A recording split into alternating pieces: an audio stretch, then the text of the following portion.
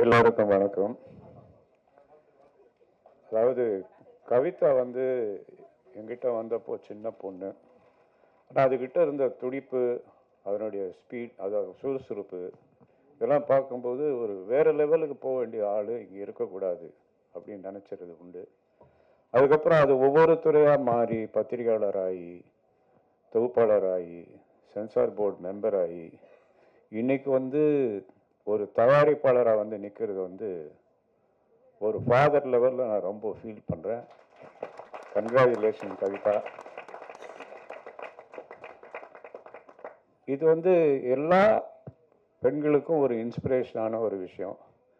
இந்த ட்ரெய்லரை பார்த்தோம், வெரி இம்ப்ரெசிவ். ஃபிலிம் மேக்கர்ஸ் ஒரு இம்ப்ரெசிவான ட்ரெய்லர் பண்ணியிருக்காங்க. நல்ல கேமரா, நல்ல எடிட்டிங், நல்ல மியூசிக், நடித்த சத்யா, இவங்க கூட நடித்த எல்லாரும், இவங்க எல்லாருக்கும் என்னுடைய வாழ்த்துக்கள். ரெண்டாவது, இதில் வந்து இந்த படத்தை வந்து சக்தி ஃபிலிம் ஃபேக்ட்ரி ரிலீஸ் பண்ணுறான்னு சொன்னாங்க. அவர் நார்மலாக வந்து எல்லா படத்தையும் வாங்கி ரிலீஸ் பண்ண மாட்டார். அந்த படத்தில் ஏதாவது கண்டென்ட் இருக்கணும், ஏதாவது விஷயம் இருக்கணும், வியாபார ரீதியாக அது மிகப்பெரிய வெற்றி அடையும் அப்படின்னு தோணுனா மட்டும்தான் அந்த படத்தை பண்ணுவார். அந்த லெவலில் இந்த படத்தை அவர் பண்ணியிருக்காருன்னா, அந்த படத்தில் வந்து கண்டென்ட் அதை வந்து விரும்பி அவர் ரிலீஸ் பண்ணுறாரு. அவர் நினச்ச மாதிரியே இந்த படம் மிகப்பெரிய வெற்றி அடையணும். கவிதா வந்து கண்டினியூஸாக படங்கள் பண்ணணும்.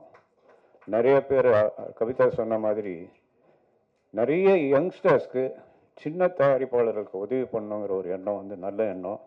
தானு சார் இருக்கார் இங்கே. நிறைய சின்ன ப்ரொடியூசர்ஸ்க்கெலாம் நிறைய ஹெல்ப் பண்ணுறவர். கவிதாவுக்கு சின்ன வயசில் நிறைய படங்களுக்கு தொகுப்பாளராக சான்ஸ் கொடுத்தவர். அதே மாதிரி ஒரு இன்ஸ்பைரிங் டைரக்டர், ஆக்டர் யாருன்னா பாக்கியராஜ் சார். நாங்களாம் சின்ன வயசில் அவருடைய படங்களை பார்த்து இன்ஸ்பயர் ஆனது உண்டு. அவங்கெல்லாம் இங்கே வந்து கவிதாவுக்கு வாழ்த்த வந்திருக்காங்கன்னா கவிதா மேலே உள்ள ஒரு பிரியம். அதே மாதிரி அம்பிகா, அடுத்தது ரம்பா, இவங்கெல்லாம் வந்து கவிதாவோட ட்ராவல் பண்ண நல்ல நல்ல உள்ளங்கள்.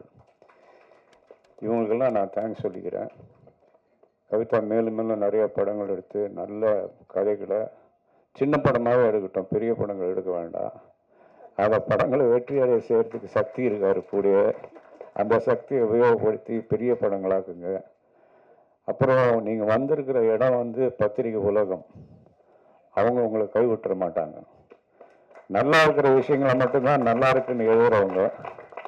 இந்த படம் கண்டிப்பாக நல்லா இருக்கும் அப்படிங்கிறது ஒரு நம்பிக்கை. அதை வந்து பெரிய லெவலுக்கு கொண்டு போகிறது உங்கள் கையில் இருக்குது. உங்கள் எல்லாருக்கும் நான் அட்வான்ஸ் தேங்க்ஸ் சொல்லிக்கிறேன். இந்த ஃபங்க்ஷனுக்கு என்னை அழைத்து இங்கே உங்களோடு இருக்க வைத்ததற்கு ரொம்ப மகிழ்ச்சி, நன்றி, தேங்க்யூ.